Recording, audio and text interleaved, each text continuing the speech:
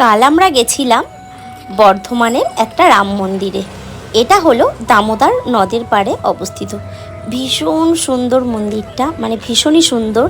দেখতেই পাচ্ছ কতটা সুন্দর। আমি যতটা ক্যাপচার করেছি ততটাই তোমাদের সাথে শেয়ার করলাম। এটা হলো মন্দিরের মধ্যে আমরা প্রবেশ করছি। করার পরে একদম সিঁড়ি দিয়ে উপরে উঠে যেতে হয়। দোতলার উপরেও কিন্তু আর একটা মন্দির আছে, তো সেখানের কিছুটা ক্লিপ নিলাম।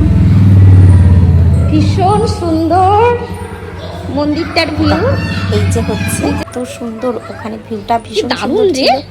ওই যে দেখছো ডান দিকে, ওটা হলো দামোদর নদ। একদম দামোদর নদের পাশেই হচ্ছে মন্দিরটাকে।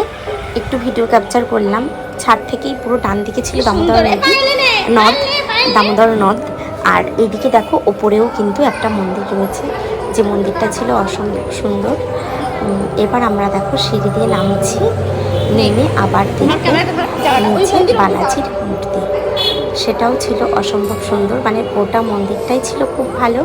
তো আমার মেয়ে, আমরা যারা যারা গেছিলাম, কাকুলিদি, পায়েল, প্রত্যেকে আমরা খুব এনজয় করেছিলাম মন্দিরটাতে।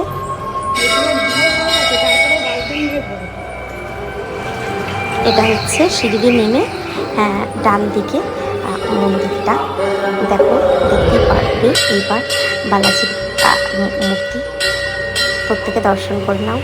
দেখা হবে পরের ভিডিও।